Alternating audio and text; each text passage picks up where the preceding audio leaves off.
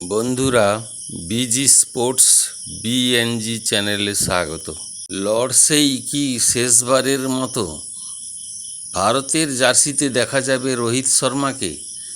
এমন জল্পনায় সরগরম ছিল ক্রিকেট মহল। কিন্তু রোহিত কি করবেন জানেন? অবসরের জবাব দিলেন ব্যাট হাতে।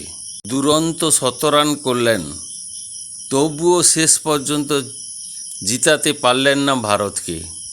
কি ঘটল পুরো ম্যাচে, চলুন দেখে নেওয়া যাক। ম্যাচের আগে খবর ছড়িয়েছিল লর্ডসেই হয়তো শেষ ওয়ানডে খেলবেন রোহিত শর্মা। যদিও বোর্ড সচিব দেবজিৎ সাইকিয়া সেই জল্পনা উড়িয়ে দেন, আর মাঠে নেমে রোহিত নিজেই বুঝিয়ে দিলেন তিনি এখনও ফুরিয়ে যাননি।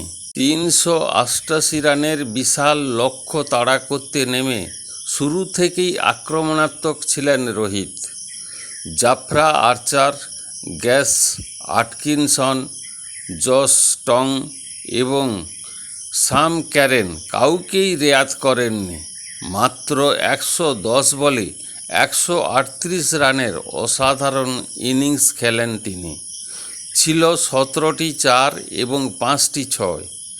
2019 বিশ্বকাপের সেই বিধ্বংসী রোহিতকেই যেন আবার দেখতে পেল ক্রিকেট বিশ্ব। রোহিতের সঙ্গে দুর্দান্ত ব্যাট করেন শুভমন গিল।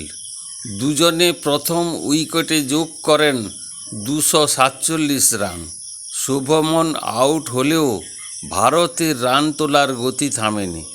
এরপর ক্রিজে আসেন বিরাট কোহলি।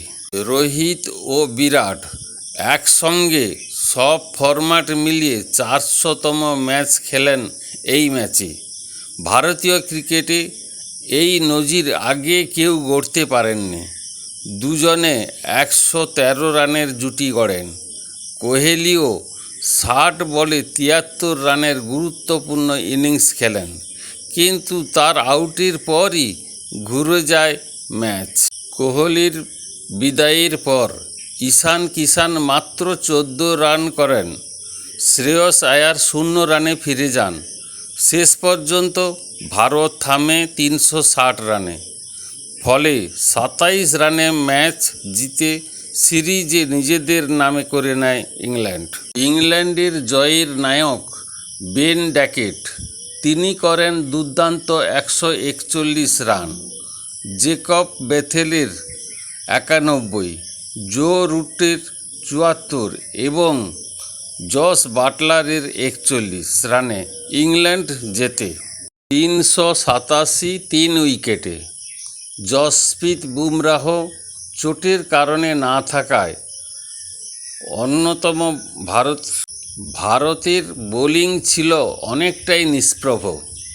শেষ কথা, রোহিত শর্মার এই 100 রান কি তার কেরিয়ারের নতুন সূচনা, নাকি শেষ অধ্যায়ের আর একটি মাস্টারপিস?